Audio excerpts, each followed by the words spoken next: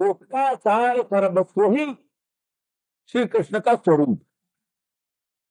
श्री कृष्ण जो साकार सगुण श्री कृष्ण है, यहाँ सगुण साकार कृष्ण की बात चल रही।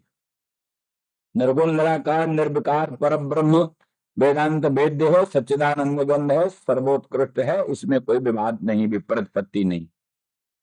लेकिन यहाँ वर्णन है श्री कृष्ण रूपी पर ब्रह्म श्री कृष्ण।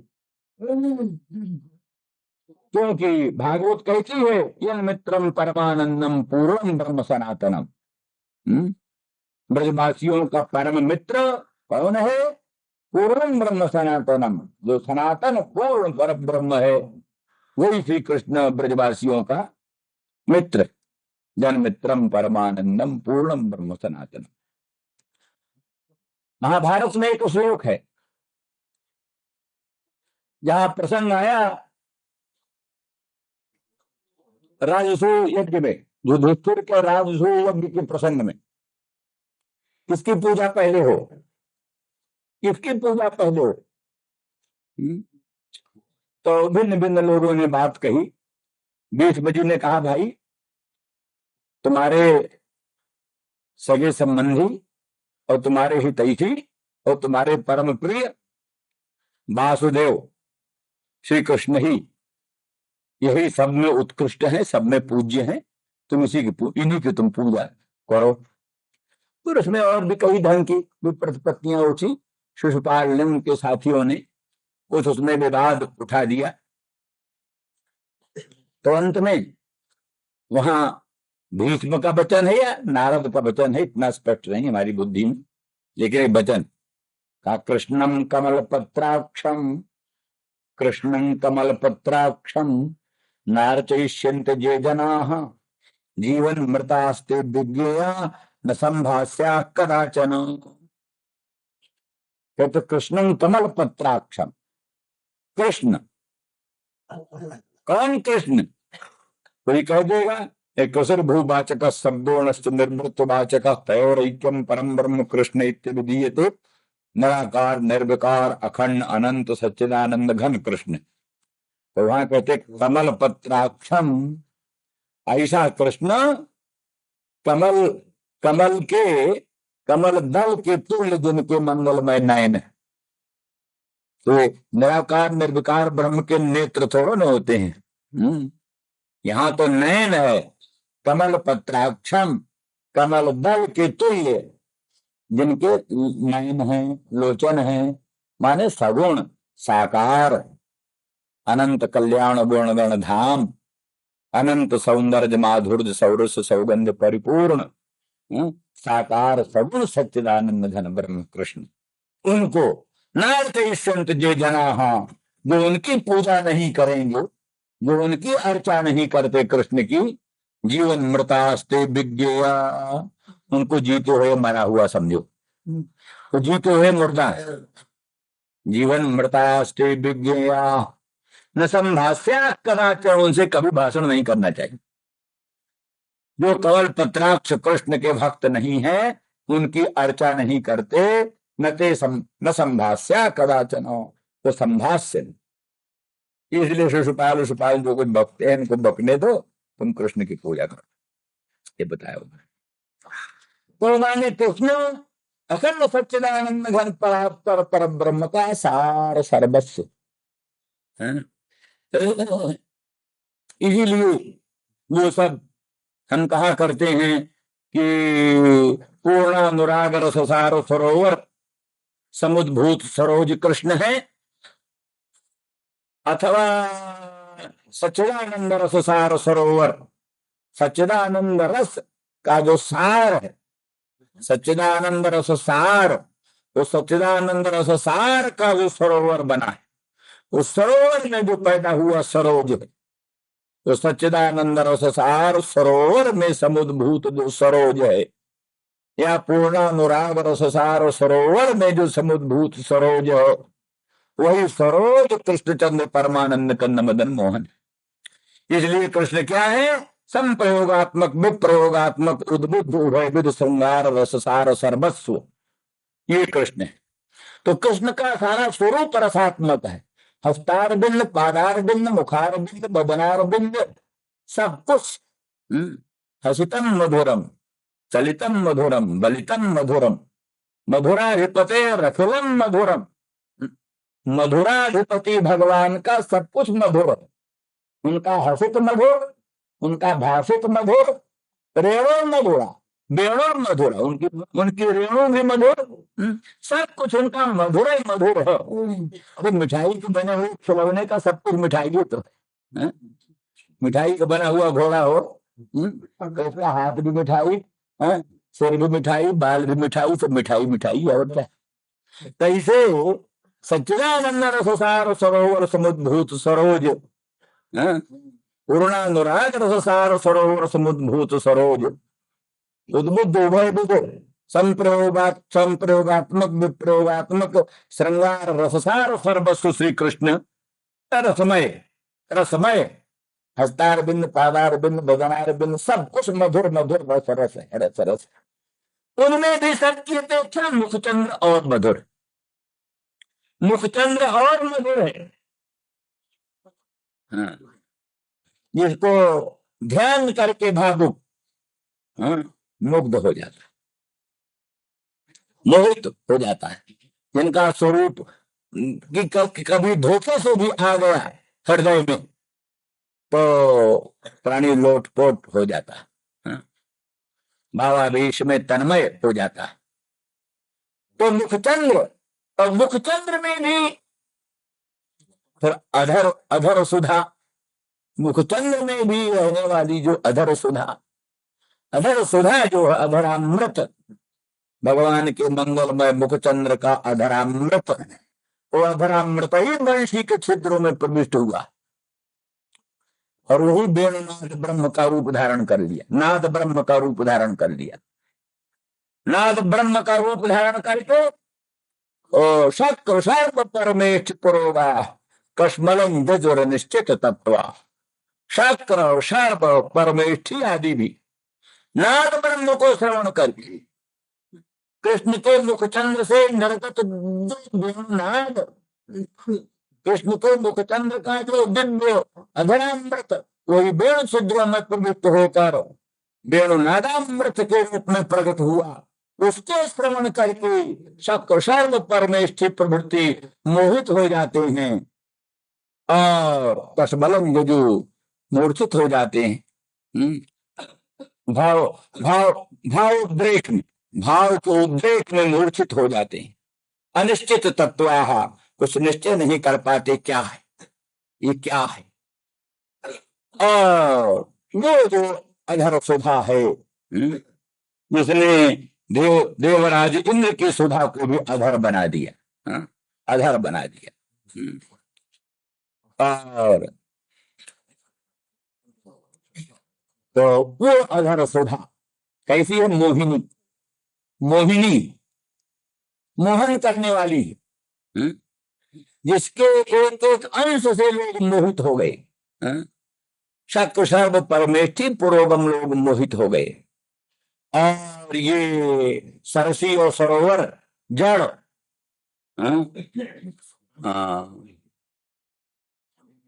जिसने स्थावरों को जंगम बना दिया, जंगमों को स्थावर बना दिया। जंगम जो है वो तो स्थावर बन गए, चलने वाली। जमुना नदी जो बहती थी, चल रही थी, कृष्ण का वेणु नाद श्रवण करके स्थिर हो गई, इंद्र नील मणि के तुल्य जम गई, जम गई। जैसे जल जम जाता बर्फ बनकर, तो श्री कृष्णचंद्र के मुखचंद्र से निर्गत वेणु गीत का प्रसाद स्वादन करके जमुना जमुना घनीभूत होकर इंद्र नील मणि के तुल्य होकर स्थिर हो गई। और पाषाण जो है, पत्थर पाषाण, उस वेणु गीत का रसाद स्वादन करके पत्थर पिघल गए, पिघल गए, पानी बन गए, पिघल कर बहने लग गए। जो पत्थर स्थावर था वो तो जंगम हो गया, चल पड़ा, पिघल करके पत्थर नहीं पड़े। तो चलने वाली नदी वो प्रेमोन्माद में स्थावर हो गई, स्थिर हो गई, इंद्रनील मणि के तुल्य जंग करके स्थिर हो गई। निर्जोग पाश कृत विचित्रम,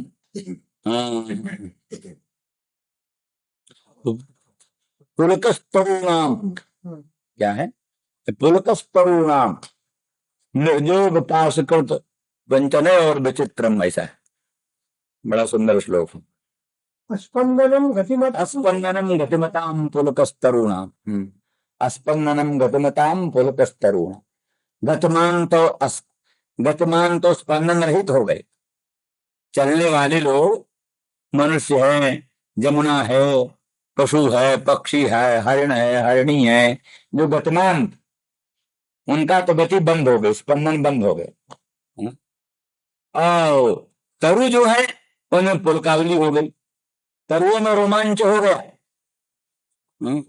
कहा ये जो वृक्षों में मुझे मधुधारा टपक रही है, ये मधुधारा नहीं है, आनंद के आंसू। ये मधुधारा नहीं है, आनंद के आंसू। इनमें जो नाना प्रकार के फूल पल्लव विकसित हो रहे हैं, ये मानो रोमांच, रोमांच। तो तरुओं में भी पुलकावली, तरुओं में भी मधुधारा के ब्याज से आनंदाश्रु का प्रवाह, और पाषाणों में भी द्रवता होकर के चलनशीलता, और जंगमशील जो कि जमुना आदि सरिताएं हैं उनमें भी स्पंदन राहित्य होना, ये सब लोकोत्तर चमत्कार इस अधर सुधा के। तो इसलिए विश्व विमोहिनी, विश्व को मोहन करने वाली जो अधर सुधा, उस अधर सुधा को सकृदधर सुधान स्वाम मोहिनी पायित्वा, वो जो मोहिनी विश्व मात्र को मोहन करने वाली और अनुरागियों को और अधिक मोहित करने वाली, उनकी जो अनुरागिनी प्रेयसी जन गोपांगना, उनको और मोहन करने वाली, इस तरह से मोहिनी जो सुधा है, जिसके लिए गोपांगना क्षण क्षण लालायित रहती। भगवान मदन मोहन ब्रजेंद्र के मंगलमय मुख चंद्र की सुमधुर अधर सुधारस की प्राप्ति हो, इसके लिए लालायित होती। वेणु गीत पीयूष के रूप में, वेणु रव के रूप में, वेणुनाद के रूप में कृष्णचंद्र के मुख चंद्र की सुमधुर अधर सुधा प्राप्त हुए। तो वो जो अधर सुधा, मोहिनी सुधा, उसको सकट पायित्वा कथनचित, एक बार भी, माने तात्पर्य हो, जिस वस्तु में दुर्लभता होती है, दुर्लभता जो होती है उसकी बहुत प्राप्ति भी अल्प प्राप्ति मालूम पड़ती है, बाहुल्य प्राप्ति भी अल्प प्राप्ति मालूम पड़ती है। इसीलिए तास्ताक्षपा प्रेष्ठ तमेन नीता नवैव वृंदावन गोचरेण क्षणार्धवत्ता पुनरंग में निरे हीना मया कल्प समा बभूवुः, हीना मया कल्प समा बभूवुः।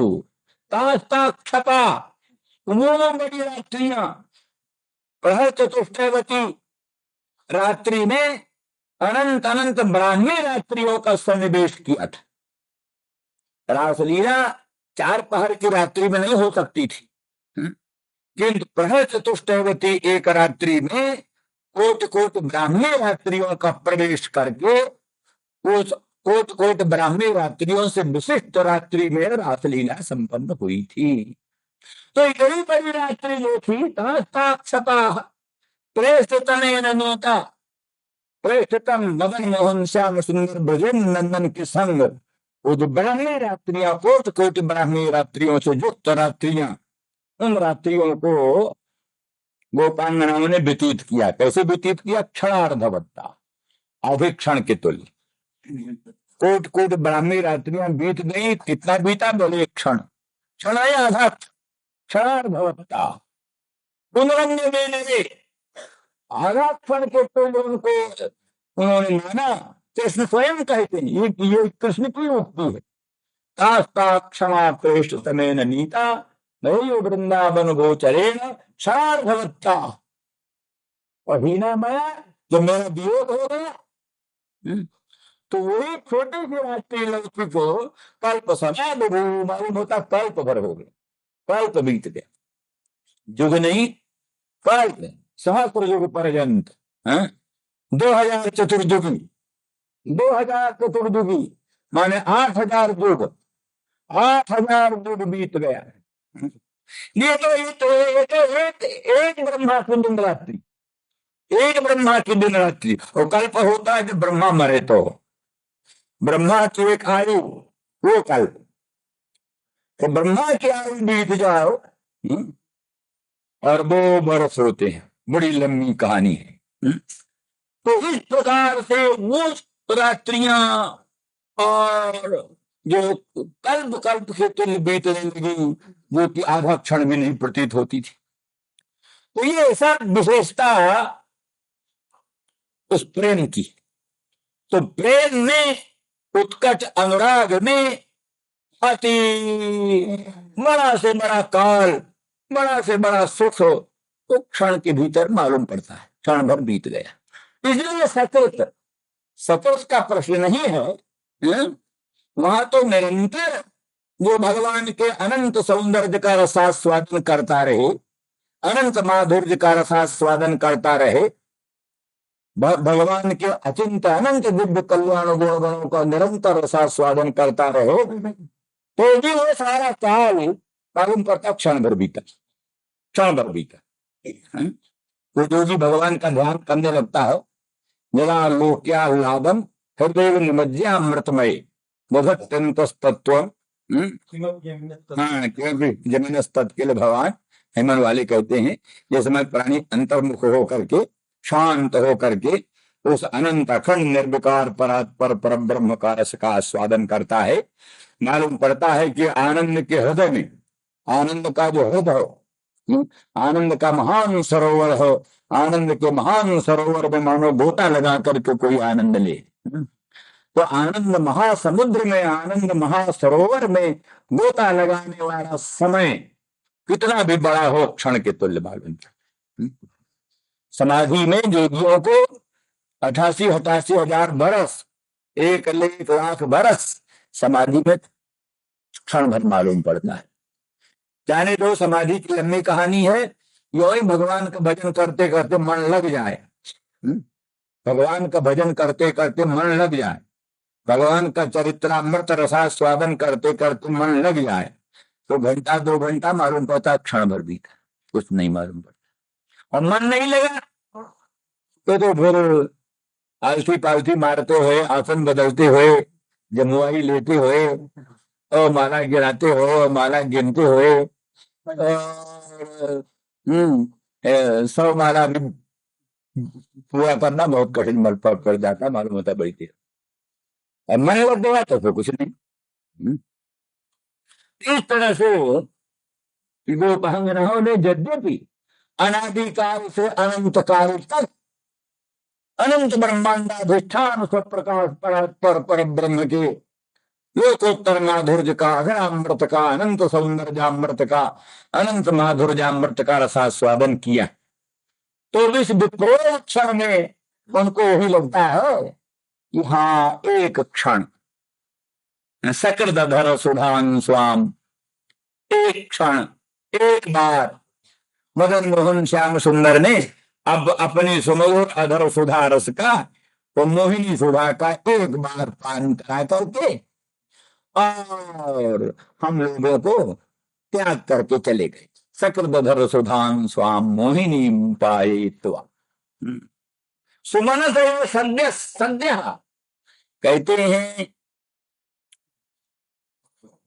राधा रानी एक बार कहती हैं अपने सखियों से, कोयं कृष्ण बुदस्सुत मतिम, हे सखी, ये कौन है कृष्ण, ये कृष्ण कौन है?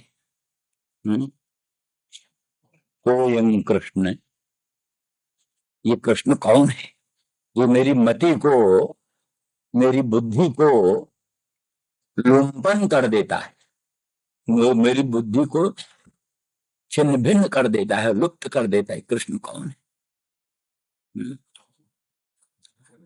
तो वो ललिता कहती, सखी तुम क्या बात करती हो? कृष्ण तो तुम्हारे समीप ही रहते। हाँ? तुम तो सदा ही कृष्णचंद्र परमानंद कर्ण मदन मोहन के साथ उनके बक्षस्थल पर क्रीड़ा करती हो, उनका प्रतिक्षण रसास्वादन करती हो। ये क्या कहती हो? तो कहते हास्यम को, हास्यम मा कुरु मोहिते, हे मोहिते ललिते, तो उपहास न कर। कहाँ कहाँ की बात करती, कहाँ की बात करते? कृष्ण मुझे कब मिले, कृष्ण मुझे कब मिले? तो कहती है तुम दोना निष्ठा से हंसते मया। अरे अभी अभी तो, अभी अभी तो मैं तुम्हें लाई हूं कृष्णचंद्र परमानंद कर्ण मदन मोहन के सन्निधान में। तुम क्या कहती हो? तो स्मरण होता है तो कहते सत्यम सत्य। गंगन मगा, माने अभी एक क्षण के लिए मदन मोहन श्याम सुंदर ब्रजेंद्र नंदन एक क्षण के लिए मेरे नेत्रांगन में पधारे और क्षण भर में विद्युत की तरह लुप्त हो गए। बिजली की तरह क्षण भर के लिए मदन मोहन श्याम सुंदर पधारे और चले गए। तो कहने का अभिप्राय ये है कि सार्वकालिक, सार्वधिक, सर्वांगीण संश्लेष रहने पर ही उनको प्रतीत होता है कि मानो कृष्ण अति दुर्लभ है। कृष्ण का दर्शन तो क्षण भर विद्युत के तुल्य, जैसे विद्युत क्षणिक है, क्षण के लिए प्रकट होती है विद्युत प्रभा, इसी प्रकार से क्षण भर के लिए श्री कृष्ण का प्रादुर्भाव हुआ और अब उनका दर्शन नहीं हो रहा। इस अभिप्राय से सकल मधुर सुधान स्वाम मोहिनी पायित्वा श्री राम जय राम जय जय राम। 5-8-70 राम जय जय राम। मोहिनी पायित्वा सुमनसैव सद्यस्तत्तेजे स्मान् भवाद परिचरति कथं तत्पाद पद्मं तु पद्मा व्यपिबत हुत चेता उत्तम श्लोक जल्पैः। वही विलक्षणा गोपी काचित राधा रानी वृषभानुनंदिनी वही कहती। इस शब्द में भगवान का नाम नहीं, श्याम सुंदर का नाम नहीं लिया। कर्ता कौन है इसकी चर्चा नहीं की। क्यों? वो ईर्ष्यातिशयात, अधिक ईर्ष्या के कारण उनका नाम नहीं लेती। तो भी पूर्व के पद से उसको आक्षिप्त कर लो करता। मधुपति ही जो पहले निर्दिष्ट है उसी को यहाँ करता समझना चाह रहा। मधुपति ही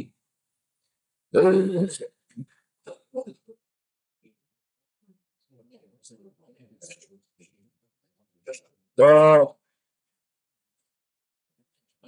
कहते हैं स्वाम अधर सुधाम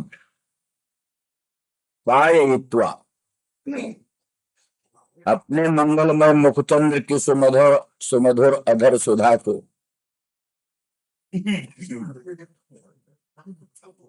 क्या करके, सुमधुर अधर सुधा को पान करा करके। वो कैसी अधर सुधा है? स्वाम श्रीयाम अपनी, और असाधारणी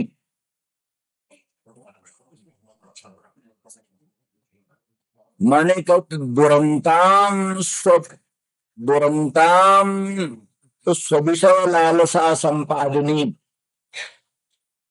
वैसी सुधा है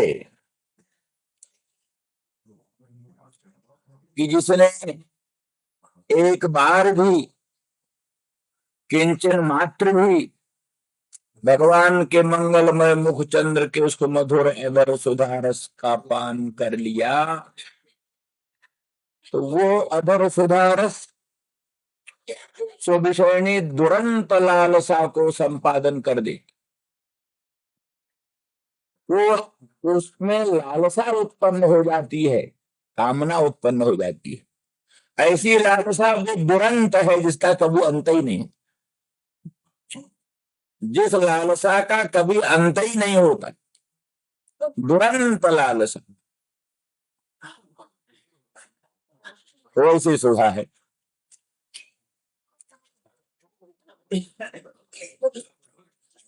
भगवत संबंधी वस्तु और भगवान का ये स्वभाव है, किंचन मात्र कथंचिदपि उनके साथ संबंध जुड़ जाए तो फिर उस प्राणी का पार्थक्य हो ही नहीं सकता। केवल किसी तरह से भी संबंध जुड़ना चाहिए।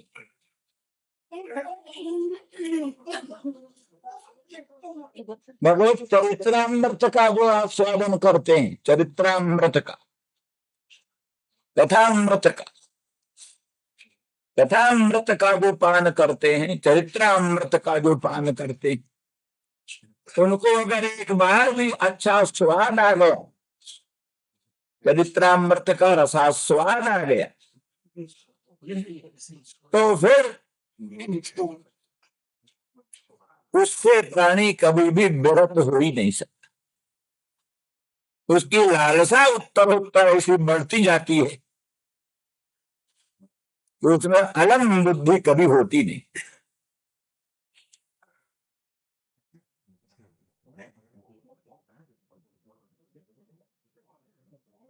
बड़े बड़े तत्वज्ञानी, ब्रह्मविद वरिष्ठ, उनको सुनने की जरूरत नहीं है, ज्ञात ज्ञेय है, आप्त काम पूर्ण काम आत्मा राम परम निष्काम है, परंतु श्रोता मिल जाए तो वो वक्ता बन जाते हैं, वक्ता मिल जाए तो श्रोता बन जाते हैं, और नहीं कोई होता तो फिर अपने आप ही गान करने लगे। बिना भगवत चरित्रामृत के, बिना भगवत कथामृत के एक क्षण वो रह नहीं सकते। वक्ता हो तो श्रोता बनकर उसका रसास्वादन करेंगे, श्रोता हो तो वक्ता होकर रसास्वादन करेंगे, नहीं तो उसका अपने आप गान करके रसास्वादन करेंगे। तो जहां चरित्रामृत की बात है, तो अगर सुधा तो चरित्रामृत का अर्थ है, चरित्र ही है, चरित्रामृत का अर्थ है, चरित्र नायक है, भगवान चरित्र नायक है, जिनका चरित्र है वो भगवान चरित्र नायक है। तो चरित्र नायक भगवान के मंगलमय पादार वृंद का ध्यान जिन्होंने कर लिया क्षण भर के लिए, मुखचंद्र का ध्यान जिन्होंने कर लिया क्षण भर के लिए, दामनोदित विनंदक पीताम्बर का ध्यान जिन्होंने कर लिया क्षण भर के लिए, तो उनका उसमें निरंतराग पैदा हो जाता है, निरंतराग पैदा हो जाता है। फिर जिसको भगवान के उस अधर सुधा का, मुखचंद्र के सुमधुर अधर सुधा रस का कण भी एक क्षण के लिए भी पान करने को मिल जाए, तो वो सुधा स्वविषयनी दुरंत लालसा को संपादन कर देती है, और वो लालसा ऐसी उत्तरोत्तर बढ़ती जाती है, तो उसका कभी अंत नहीं होता। ऐसी वो सुधा।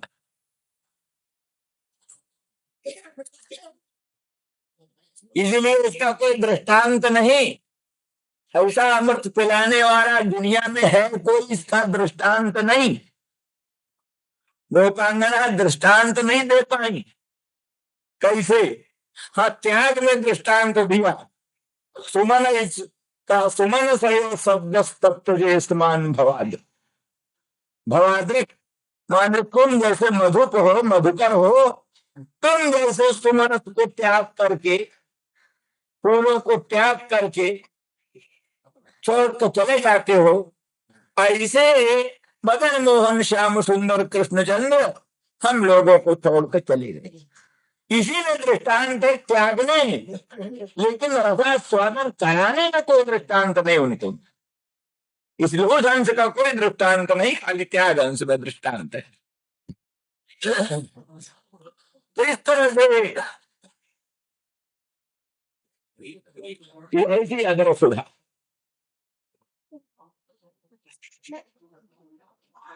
निकल कहा, जब भगवान का पादार बिंद का लोकोत्तर महत्व, हस्तार बिंद बदनार बिंद का लोकोत्तर महत्व, तो सुधा तो बड़ी अभिमन्य है।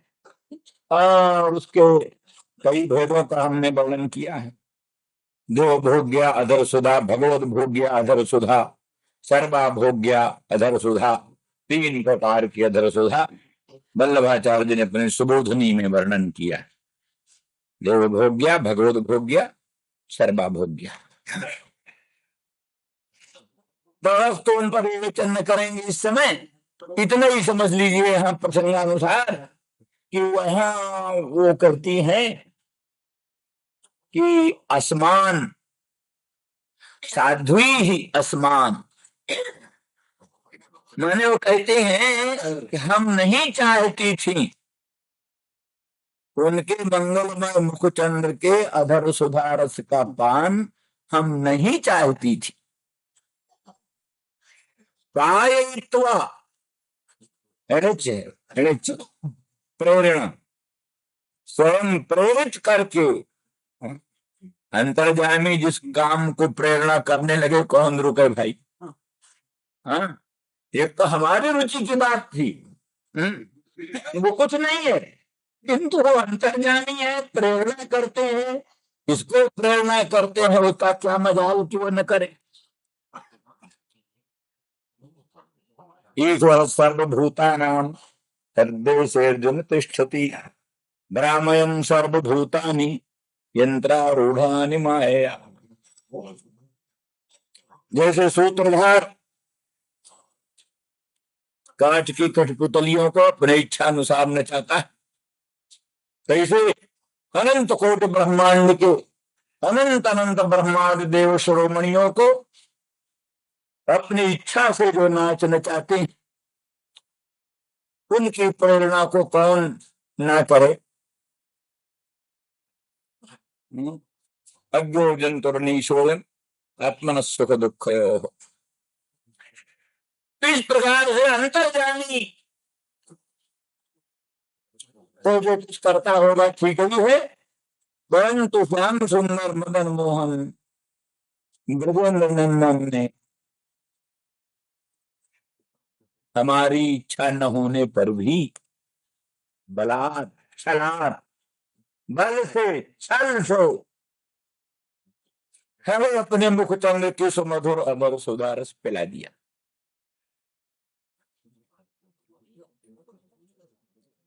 ये कुछ भगवान की लीला है।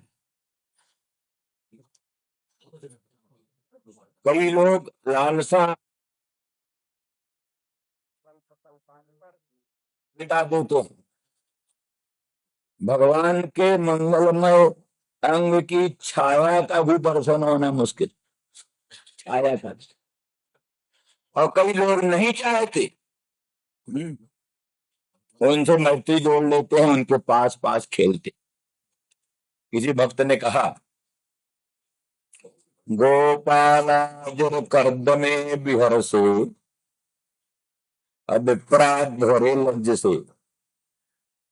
हे श्याम सुंदर, हे मदन मोहन, आप कैसे निरंकुश हो। गोपालाजर कर्दमे बिहरसे, गोपाल जो है गौ चराने वाले लोग, गोपाल, उनका जो अजर है, प्रांगण है, जिनमें खूब गोबर, गाय का गोबर पड़ा हुआ है और गाय का मूत्र पड़ा हुआ है, तो गोबर और गोमूत्र के से, गोबर और गोमूत्र का कर्दम जहां बन गया, कानो बन गया, कीच बन गया, तो गोबर और गोमूत्र का कीचड़ जहां पड़ा हुआ है, ऐसा जो गोपालों का अजर, गोपालों के अजर में जो कर्दम है, उस कर्दम में आप कीड़ा करते हो, विहार करते हो। और बड़े बड़े याज्ञिक, विद्वान, वेदज्ञ आपको अपने अध्वर्यों में बुलाते हैं, यज्ञों में बड़ा वेद मंत्र पढ़ करके हैं, आपको अपने अध्वर्यों में बुलाते हैं। वहां जाने में आपको शर्म लगती है।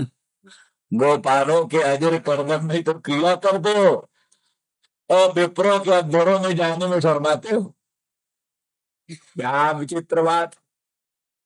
गोपालाजर कर्दमे बिहरसे विप्राध्वरे लज्जसे, ब्रूसे गोधन हूं कृतई, गोधनों के हुंकार से गाय गायों ने हम आरोप किया तो बोल पड़ते, हाँ जमुना, हाँ गंगा, गायों के हुंकार से बोल पड़ते हो। ब्रूसे गोधन हूं कृतई, गोधनों के हुंकार से बोल देते हो। और कहते स्तुति सतई मौनम विधत से, स्तुति स्तुति स्तुति सतैर मौनम विधत से सताम। सत्पुरुष लोग जो हजारों स्तुति करते, हजारों स्तुति करते हैं, विद्वान लोग नए नए काव्य बना करके, नए नए श्लोक बना करके, सुंदर सुंदर श्लोक बना करके आपकी स्तुति करते हैं। आप मौन हो जाते हैं, मालूम होता है कभी बोलते ही नहीं, आप बोलना जानते ही। भगवान की जय। गुरु से गोधन हूं कृतई और स्तुति सतई मौनम विधत से सताम। तो ये आपकी विचित्र लीला है। तो जो लोग तो आपके मुखचंद्र दर्शन के लिए लालयित हैं, उनको तो दर्शन नहीं देते। जो लोग पादारविंद के चरणोदक के लिए तरसते हैं, भगवान का चरणोदक मिल जाए तो उसमें तो आप शर्माते हैं। परंतु किन्हीं लोगों को न चाहने पर भी सुमधुर अधर सुदारस पिला देते, न चाहने पर भी। पायित्वा अनिच्छया, तो ये है बड़ी लोकोत्तर भक्ति, बड़ी अद्भुत भक्ति है।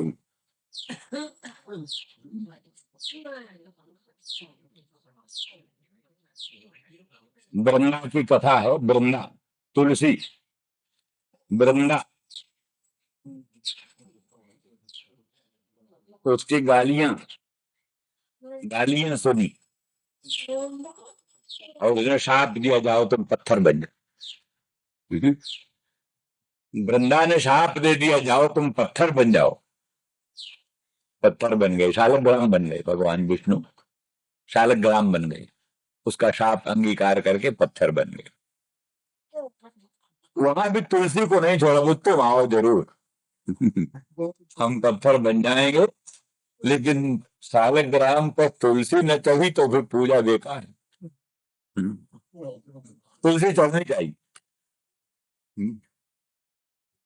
भोग लगाओ 56 भोग 3600 व्यंजन, और बिन तुलसा हरि एक न मानी। 56 भोग लगाओ 3600 व्यंजन धरो, तुलसा नहीं है, तुलसी नहीं है तो सब बेकार। तो जिसके साप से पत्थर बन गए, फिर भी उसको छोड़ते नहीं। तो किसी को तो भगवान जबरदस्ती पकड़ते हैं, और किसी को 1000 प्रार्थना करने पर भी उसके पास नहीं पटकते। ये मामला क्या है? मामला यही है, कोई जन्म जन्मांतर का जुग जुगांतर का कोई पुण्य पुंज है, और क्या। बिना पुण्य पुंज के तो कुछ बात बनती नहीं। इस समय भले कई गोपांगना भगवान को पकड़ कर नंदरानी के पास ले जाती थी।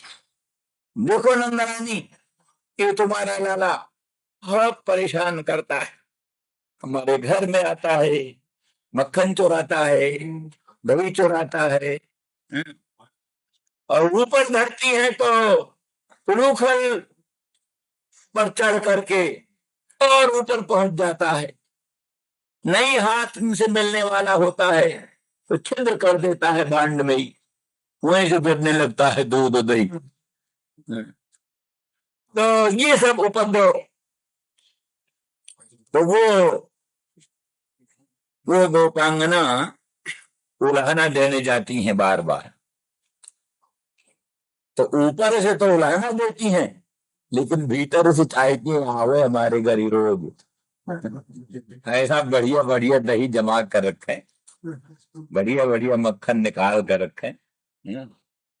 लालसा मन में यही बनी रहे कि हो भगवान, हे दयालो, हे विधाता, कभी कब हम पर कृपा होगी, प्रभु हमारे घर मक्खन चुराने आएंगे, दही चुराने आएंगे।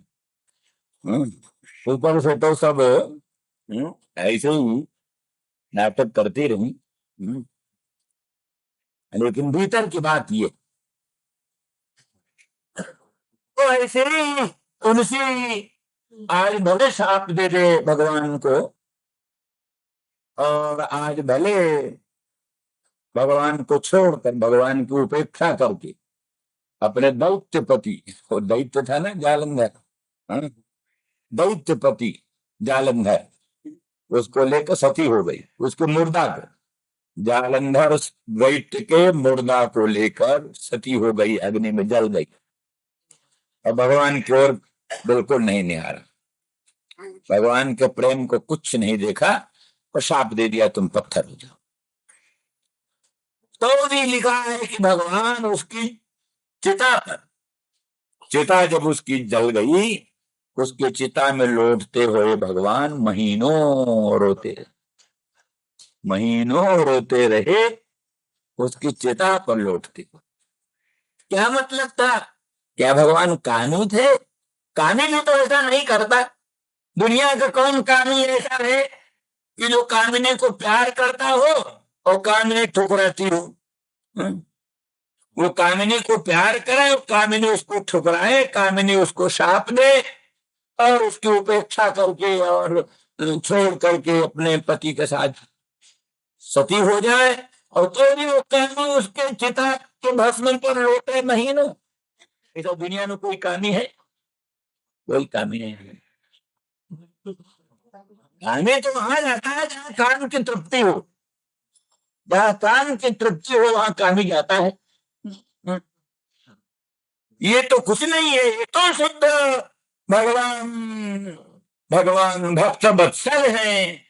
भगवान जन्म जन्मांतर में, कल्प कल्पांतर में कभी किसी के मन में एक बार अच्छी बात आ गई, किसी को फिर भूलते नहीं। 1000 खराब बात होती हो उसका ध्यान नहीं। वाल्मीकि रामायण अपने वाल्मीकि में महर्षि वाल्मीकि लिखते हैं, कदाचिदुपकारेण कृते नैकेन तुष्यति, न स्मरत्यपकाराणाम शतमप्यात्मवत्तया। किसी ने एक बार कोई अच्छा काम कर दिया, भगवान उसी को सदा याद रखते हैं। फिर उसने 1000 काम खराब किया, बड़ा खराब किया, उसको भगवान अपने मन में लाती है। तो तुलसी क्या कर रही है? शाप दे रही है, अपमान कर रही है, तिरस्कार कर रही है, उपेक्षा कर रही है भगवान की, उनको गाली दे रही है। लेकिन एक बार कभी जन्म जन्मांतर में उसने बड़े प्रेम से भगवान को अपना सर्वस्व आत्म निवेदन करके और भगवान को ही मनसा करता कर्मणा चाहा है, उसी एक बार के सच्ची हृदय की चाह एक बार जो सच्चे हृदय की चाह है उसी को भगवान अपने मन में रखे रहे। कदाचित उपकारेण कृतो नैकेन तुष्यति। कदाचित एक अच्छी बात किया और उसी से प्रभु तुष्ट हो जाते हैं। न स्मरत्यपकाराम शतमपि, सैकड़ों अपकारों को भी कभी मन में याद नहीं। रहते न प्रभु चित चूक किए की, करत सुरत सौ बार हिये की। हृदय की जो अच्छी बात है उसी को प्रभु सदा स्मरण करते हैं। चूक जो होती है, चूक चूक तो होती है प्राणी से, चूक प्राणी से होती है। चूक ना हो तो मानव नहीं है, देव। देव से भी चूक होती है। चूक सबसे होती है, न कश्चिन ना अपराध होती। कोई है ही नहीं जिससे अपराध न बने। लेकिन उस चूक को मन में न रखना, यही भगवान की भगवत्ता है, यही सर्वेश्वर की सर्वेश्वरता है। वही असरण शरण अकारण करुण करुणा बरुणालो भगवान की विशेषता है। उस दृष्टि से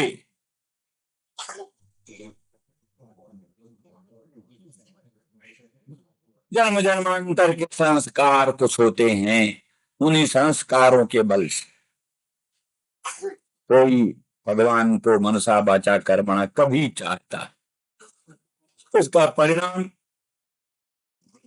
कभी न कभी होगा। मान लिया कभी ऐसा होता है, अभी नहीं हुआ।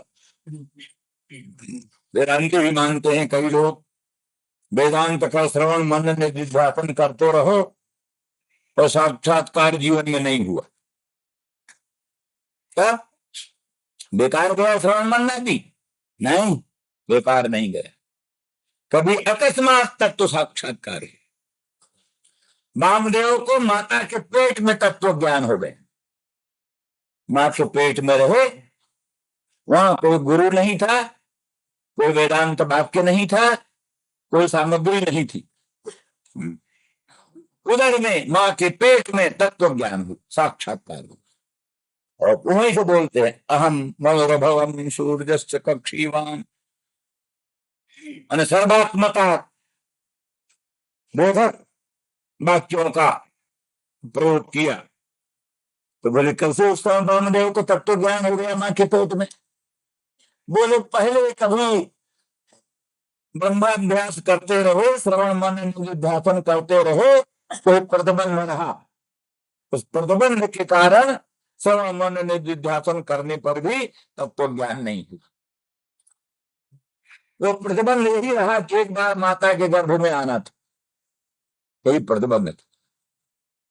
माता के गर्भ में आए, प्रतिबंध पूरा हो गया। प्रतिबंध पूरा हो गई, जो पूर्व काल का श्रवण मनन निधिध्यासन था उसी के प्रभाव से अकस्मात तत्व साक्षात्कार हुआ। इस प्रकार से कोई प्राणी भजन करता रहता है, भजन करता करता अपने शरीर को सुखा देता है। कहते ध्रुव जी को भगवान का दर्शन 6 महीना में हो। ध्रुव जी ने भगवान का दर्शन किया और बड़ा आश्चर्य प्रकट किया कि बड़े बड़े जोगींद्र मुनींद्र अमलात्मा परमहंस जुग जुगांतर तक आराधना करते हैं प्रभु की, तो भी दर्शन दुर्लभ हमको 6 महीने में कैसे मिल गए।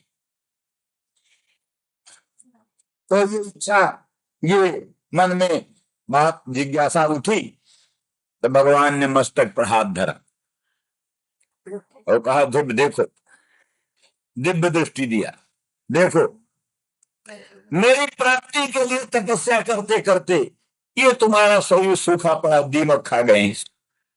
ये शरीर देखो इस कंदरा में, ये शरीर देखो इस कंदरा में, सैकड़ों कंदराओं में ध्रुव जी के शरीर बड़े सूख रहे हैं। किसी को दीमक खा गए, किसी को बाघ खा गए, किसी को शेर खा गए, किसी को कोई वहीं बिना अन्न जल का छूट गया शरीर। इस तरह से सैकड़ों शरीर विभिन्न कंदराओं में पड़े पड़े ध्रुव जी के, और वो नष्ट हो गए। बोले ध्रुव जी उन सब तपस्याओं का फल है, अच्छा ही महीने में तुमको मिल गए, एक दिन में नहीं मिले तो। बहुनाम जन्म नामंते ज्ञानवान माम प्रपद्यते, बहुत जन्मों के अंत में ज्ञान हो। इसलिए धैर्य चाहिए, धैर्य। तपस्या व्यर्थ नहीं जाती। भगवान के लिए एक तुलसी दल अर्पित कर दो, व्यर्थ नहीं जाएगा। एक बिंदु गंगा जल अर्पित कर दो, व्यर्थ नहीं जाएगा। 17 में सत्य हो। तुलसी दल मात्र न जल चिलुके न विक्रीणीते समात्मानम भक्ते भो भक्त वत्सल। भक्त वत्सल भगवान अपने आप को बेचते हैं। खरीद लो कोई भगवान को, खरीद लो। बोले दाम क्या? बोले दाम क्या है? तुलसी का एक पत्ता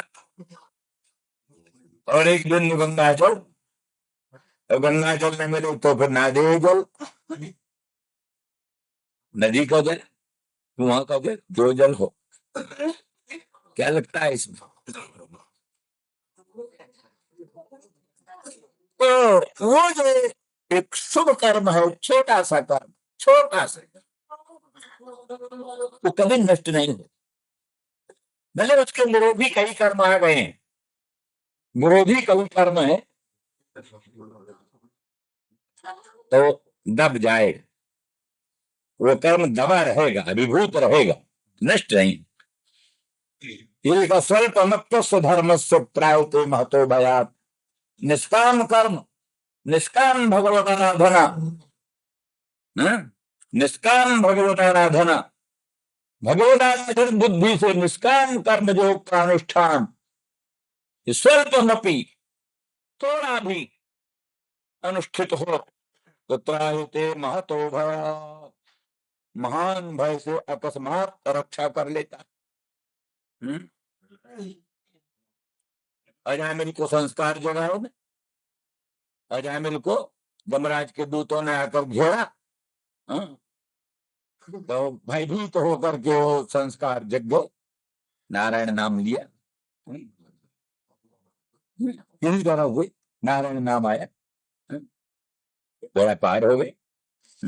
विष्णु के दूत आ गए, विष्णु दूतों का जम दूतों का संवाद सुन लिया, ज्ञान वर्धक विष्णु दूतों का संवाद सुन लिया, और बस फिर यमराज के पासों से छूट गए, यमदूत के पासों से छूट गए, और भगवदाराधन में एक निष्ठ होकर के भगवत पद को प्राप्त कर लिया। इसी तरह से एक क्षण के लिए भी मनसा वाचा कर्मणा शुद्ध भाव से एक तुलसी जल, एक बिंदु जल या कुछ भी न हो, भावना मात्र, एक बिंदु आंसू, एक बिंदु आंसू आंखों में भगवान के लिए, प्रभु के लिए, ये सब ऐसी उत्तम वस्तु है कि थोड़ा फिर भले ही दूसरे संस्कार आ जाएंगे। अरे कोई अकस्मात एकदम भक्त बने को भक्त बना रहे तो बहुत ऊंची बात है, पर ऐसा भी हो सकता है कि 1 मिनट भक्ति किया और फिर वही क्या दुरात्माओं का संसर्ग हो गया, दुरात्माओं के संस्कार आ गए और फिर अनाचार अपाचार दुराचार की परंपरा चल पड़ी, तो भी वो नष्ट नहीं होगा, तुम्हारा दब जाएगा, अभिभूत रहेगा। बुरे कर्मों से वो शुभ कर्म दबा तो रहेगा पर नष्ट नहीं होगा, अपना फल देकर ही नष्ट होगा। फिर इसका भगवत फल प्राप्ति है, भगवत फल प्राप्ति ही फल है, दूसरा फल कुछ नहीं उसका।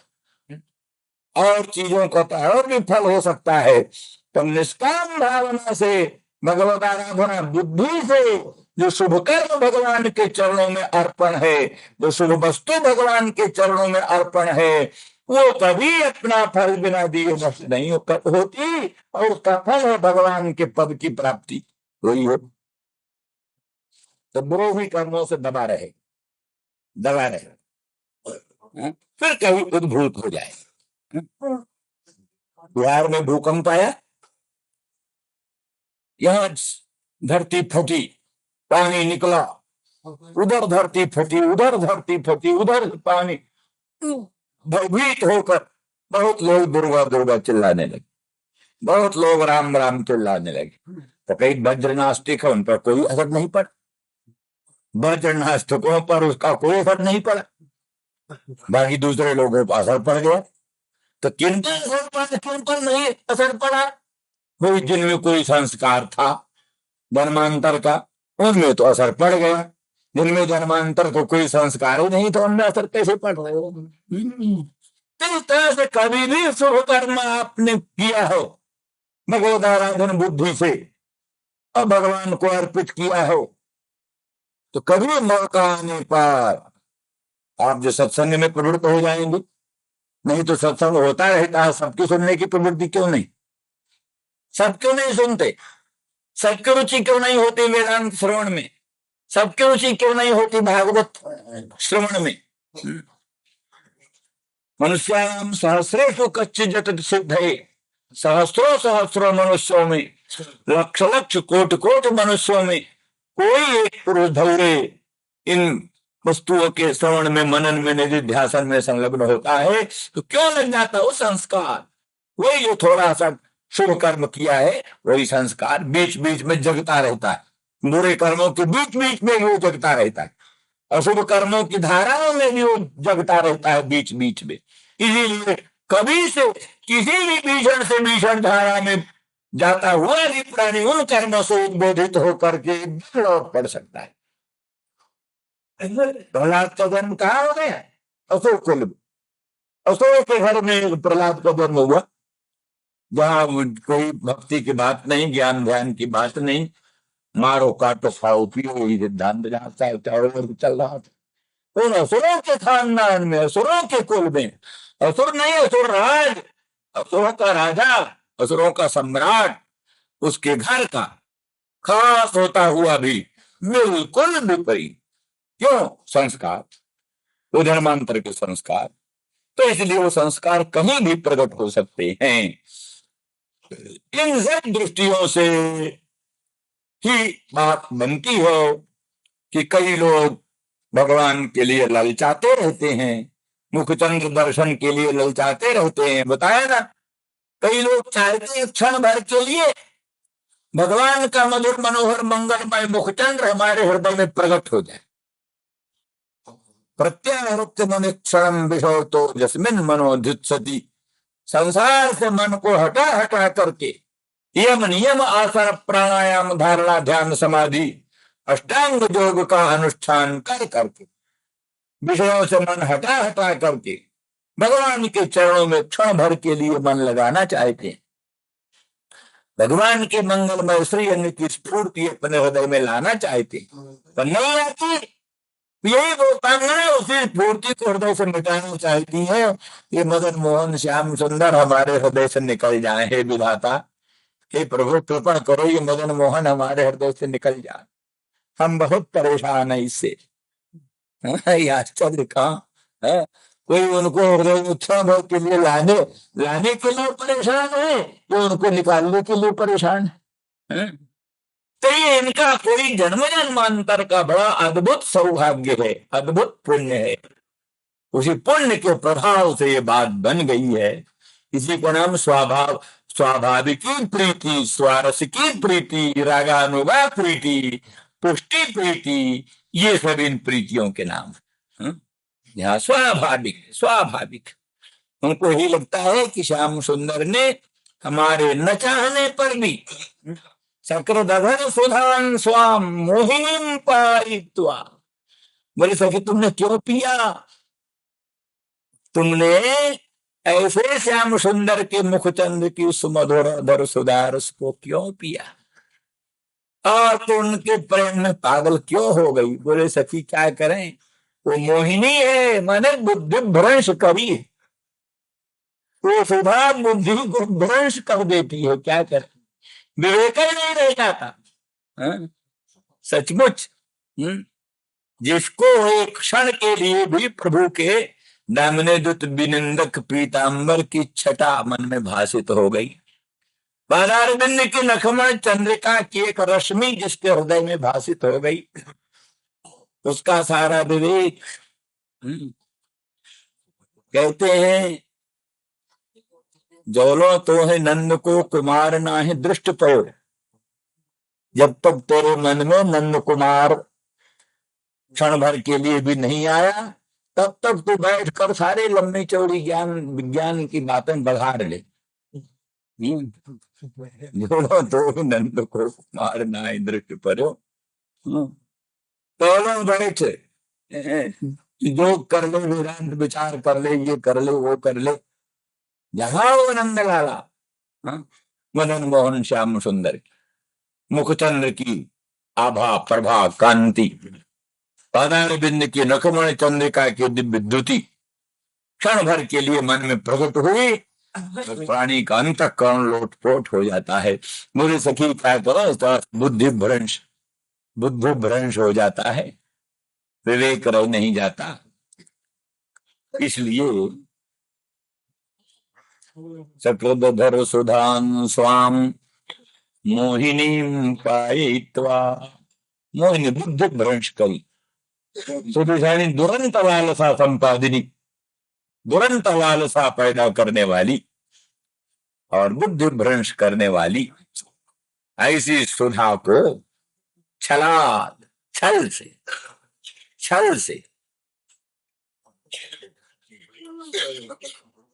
हाँ, इस अंश में दृष्टांत हो सकता है मधुपौर। मधुप क्या करता है, भ्रमर क्या करता है, भ्रमर भी चमत्कार है। दूर कोई फूल फूला हुआ है, दूर, भंवर बहुत दूर है, दूर कोई कमल प्रफुल्लित हुआ है, दूर कोई मालती मल्लिका जाति ज्योतिका आदि पुष्पों की लताएं प्रफुल्लित हुई है, तो दूर से पहुंच जाता है।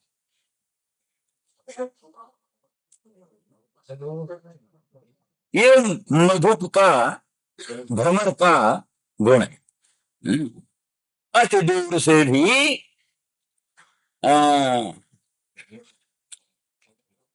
पुष्प का गंध आघ्राण करके वायु के द्वारा दूर प्राप्त हुई फूलों की गंध, कमल के फूलों की गंध, या और मालती मल्लिका जाति ज्योतिका की दिव्य गंध दूर पहुंचती है, वो बस पहुंच जाता है, मड़राने लगता है, आसपास मड़राने लगता है और गुंजार करने लगता है, और एकदम पुष्प का मुख चुम्बन कर लेता है, पुष्प का मुख चुम्बन कर लेता है और पुष्प का पराग रसास्वादन करता है। ये जैसे गुण मधुप में है, तो श्याम सुंदर भी दूर, कितने भी दूर हो, ये पहचान लेते हैं कहाँ हमारा प्रेमी। कोई गुण समझ लो, कोई मैंने गोपांगनाओं का सौंदर्य पर मोहित होकर, गोपांगनाओं के माधुर्य पर मोहित होकर, गोपांगनाओं के लोकोत्तर गुणों पर मोहित होकर, जैसे भ्रमर सौंदर्य पर मोहित होकर दूर से पहुंच जाता है, फिर पास मड़ाने लगता है, दूर से सुन लेंगे किसी को, वहां पहुंच जाएंगे, मड़राने लगेंगे, अपना गुंजारो बंशी का मधुर निनाद सुनाने लगेंगे, बंशी का मधुर निनाद सुनाने लगेंगे और सन्निधान में पहुंच जाएंगे और स्पर्श कर लेंगे। और इस प्रकार से बलात् छलात्, बल से छल से